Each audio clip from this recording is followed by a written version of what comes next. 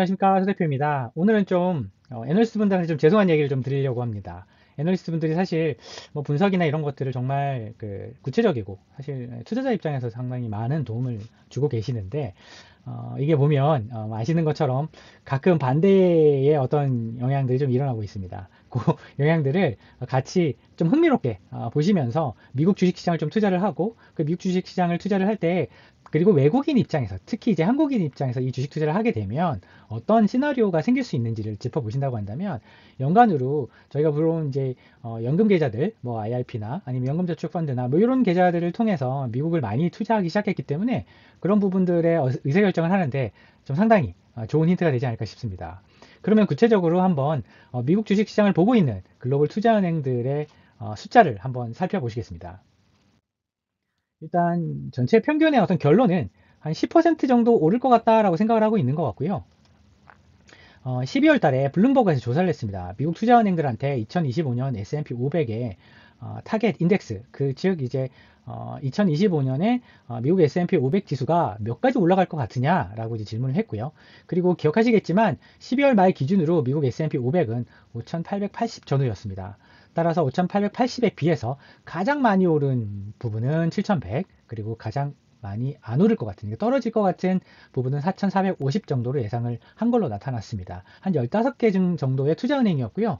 이 투자은행들의 어떤 시각은 보시는 것처럼 그때그때마다 이제 조금씩 조정이 됩니다. 항상 정해져 있는 숫자는 아닌 것 같고요. 이들의 평균 값을 보면 6,500이거나 6,600이었습니다. 즉 전체 투자은행의 중간쯤에 있는 값이 6,600 포인트였고요. 그리고 이 값들을 다 더해갖고 n분의 1 전체 투자은행 숫자로 나눴을 때 6,500 정도, 즉 평균값이 한 6,500 정도 된다고 보니까 약 5,800대부터 6,500이니까 약 한 10% 정도 오르는구나.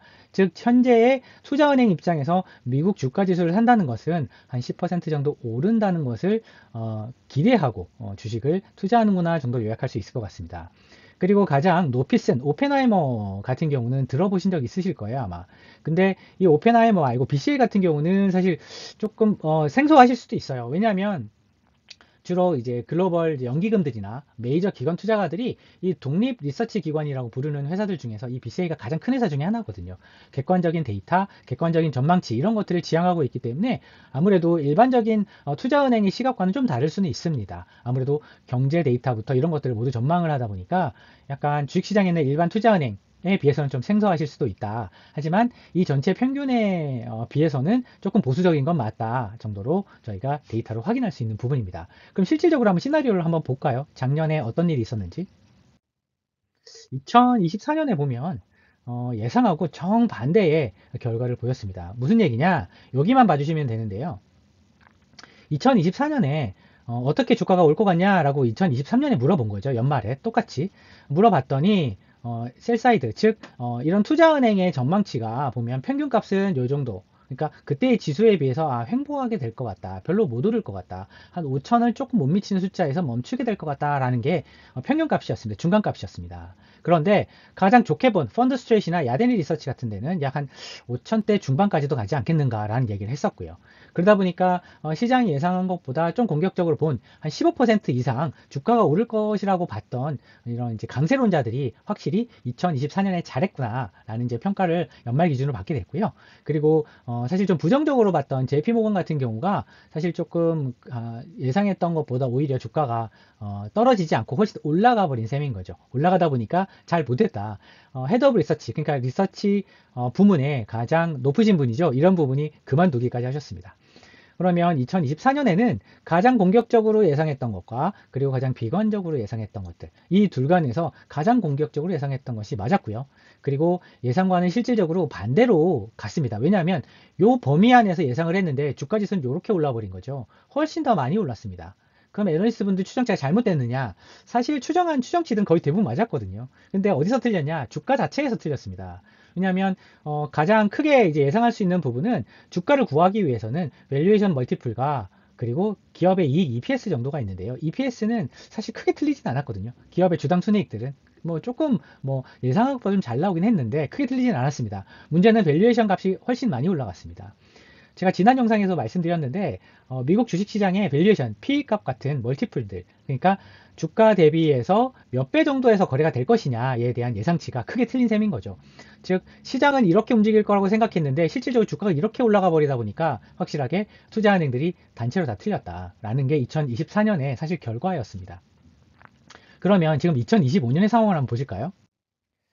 앞에 차트와 같은 차트입니다. 하지만 앞에 차트는 아래쪽을 보셨다고 한다면 지금은 위에를 봐주십시오. 여기가 2025년의 예상이 되겠습니다. 작년에 즉 2024년의 전망치가 애널리스트 분들이 다 전체적으로 틀리셨잖아요. 예상한 것보다 주가 지수가 더 많이 올라와 버렸으니까. 그러면 올해 이제 애널리스트 분들이 맞춘다고 가정을 해서 요 구간 안에 있다라고 이제 저희가 한번 생각해 보겠습니다. 그러면 저희가 예상할 수 있는 수익률이 딱 나오게 되는데 2025년에 시장 전반적으로 만약에 맞췄다. 평균적으로 이제 애널리스트 분들이 맞췄다라고 한다면 이 중간값, 평균값이 이제 저희가 예상할 수 있는 숫자가 되겠는데 이게 한 10% 정도 이익이 나게 됩니다. 즉 10% 정도 이제 성과를 낸다라고 가정을 했을 때 문제는 여기서 저희가 두 가지 정도를 생각해 볼 수 있습니다. 자, 환율이 1,600원을 간다. 사실은 이제 더 안 좋아지는 거죠, 한국이. 그리고 환율이 진정된다. 1,300원을 간다. 라고 봤을 때는 이 둘 중에 만약에 한국 경기가 망가졌는데 미국 시장만 10% 오른다. 사실 이런 것도 조금 생각하기 어려운 부분인데 왜냐하면 대부분 한국 경제가 미국 경제에 거의 뭐 많은 영향을 받고 있기 때문에 특히 뭐 삼성전자를 비롯한 테크 기업들이 영향을 가장 많이 받고 있고 그 못지않게 현대차 그룹, 자동차 기업들이 영향을 많이 받고 있기 때문에 미국이 주가가 오를 정도로 괜찮은데 한국이 되게 안 좋아서 환율이 1,600원을 뚫고 올라간다 라는 것들은 조금 생각하기 어려운 시나리오긴 한데 이게 그래도 수익률이 가장 좋습니다. 왜냐하면 환에서 6% 정도 벌고요. 주식에서 10% 벌었으니까 약 한 16% 정도 저희가 성과를 낼 수 있겠구나 라고 생각할 수 있는 부분이고 여기에 가장 중요한 가정은 한국이 안 좋다. 그래서 환율이 뛸 것이다 라는 부분이 되겠습니다. 그런데 미국이 주가가 2024년에 좋았음에도 불구하고 2025년에도 꽤 괜찮다. 애널리스트들이 맞추는 그런 궤도를 따라갈 수 있을 것 같다. 게다가 한국 경제까지 진정이 됐다라고 한다면 오히려 희한한 일이 발생하게 됩니다. 10% 정도 주식으로 벌었는데 여기서 손실이 약 12에서 13% 정도 마이너스 10% 이상 손실이 발생하다 보니까 한국 원화를 기준으로 바꿔갖고 달러로 투자했던 이 사람들 입장에서는 1년 뒤에 보게 되면 오히려 10% 넘는 손실이 발생을 해서 주식으로 번 거를 여기서 다 까먹게 됩니다. 그러면 미국 시장이 괜찮았는데 오히려 달러 때문에 손실이 발생하는 희한한 일이 발생을 하게 됩니다. 그러니까 미국 경제가 괜찮아서 한국 경제도 어느 정도 진정이 됐다. 이 이제 연쇄고리에서 만약에 진행된다고 한다면 한국 주식시장을 통해서 돈을 버는 게 오히려 더 낫지 않은가? 이런 생각을 하는 사람들이 늘어날 가능성이 있고요. 그러니까 지금 이제 연초니까 모두가 이제 그런 부분에 대해서는 불확실합니다. 하지만 막상 이제 미국 주식을 투자하려고 했더니 환이 엄청 걸리는 거죠. 그러다 보니까 이런 부분에서 고민을 하셔야 될 것 같고요.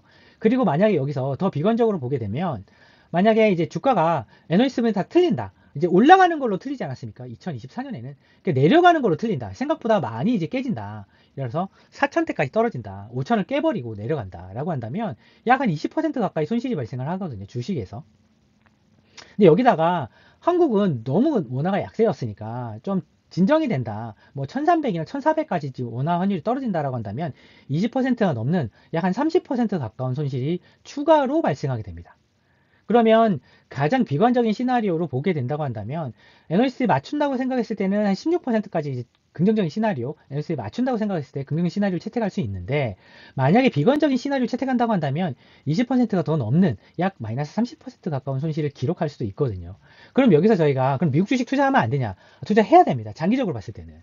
그런데 단기적으로 올해만 놓고 봤을 때는 어디에 포커스를 둬야 되냐? 지금 환율이 진정되냐, 진정되지 않느냐를 정말로 중요하게 보셔야 됩니다. 일단 이것들을 넘버원으로 중요하게 보시고요. 그 다음에 미국의 애널리스트 추정치가 올해 정말로 괜찮게 잘 맞다라고 본다고 한다면 그 부분을 쫓아가면서 환율이 진정되는 부분보다 더 이익을 낼 수 있다라고 한다면 미국 주식을 투자하시면 되고요. 원화를 바꿔서. 근데 그게 아니다라고 한다면 나는 미국 주식을 투자하기로 결심했다라고 한다면 꼭 원달러 환율을 해지하시기를 부탁드립니다. 그러면 이런 결과를 가지고 올해 시나리오를 가지고 투자를 하신다고 한다면 원달러 환율에 대해서 내가 조금 민감하게 대응을 할 것이냐 안 할 것이냐 일단 그 부분을 첫 번째로 감안하셔야 되고요. 나는 이제 대응을 하겠다라고 한다면 투자를 하실 때 S&P 500 괄호 열고 H 이런 것들이 있습니다. 그게 해지를 한다는 거거든요. 환율을. 그런 부분을 투자하시는 게 맞고요. 나는 올해 미국 시장은 분명히 좋을 거야 라고 생각을 하는데, 그런데 화는 한국 경제는 나쁠 거야 라고 생각한다고 한다면 이 긍정적인 시나리오 16%에 대한 시나리오를 그냥 가져가시면 됩니다. 그러면 해지를 H가 붙지 않은 걸 사는 게 맞는 것 같고요. 그리고 만약에 나는 한국 경제가 진정될 것 같긴 해 라고 생각을 하고, 그리고 미국 시장도 괜찮을 것 같아 라고 한다면 여기서는 꼭 미국 시장의 주가 상승률만 살 수 있는 H를 사시는 게 좋다. 뭐 타이거 뭐뭐뭐 ETF S&P 500 괄호 열고 H, 뭐 코덱스 뭐 S&P 500 괄호 열고 H, 혹은 뭐 플러스 에이스 뭐 상당히 많지 않습니까? 그런 부분 중에서 H가 쓰여져 있는 것을 사시길 바랍니다. 그리고 그렇지 않은 경우, 만약에 환율이 어느 정도 진정될 것 같은데 미국 시장이 애널리스트가 추정한 수준 정도 이상의 부분은 나는 크게 기대하지 않고 있다라고 한다면 오히려 그때는 미국 주식을 투자하는 부분에 대해서 심각하게 고민하시기 바랍니다. 특정 구간에서만 투자하시기를 저희는 추천드리고 있습니다. 그리고 오늘 말씀드렸던 이 애널리스트 추정치들에 관련돼서는 이제 꾸준히 이제 글로벌 투자인들이 업데이트를 하거든요. 그러니까 좀 큰 폭의 변화가 있거나 그리고 특징적인 숫자들이 나타난다고 한다면 그 부분은 저희가 또 다른 영상을 통해서 찾아뵙도록 하겠습니다. 감사합니다. 서 대표였습니다.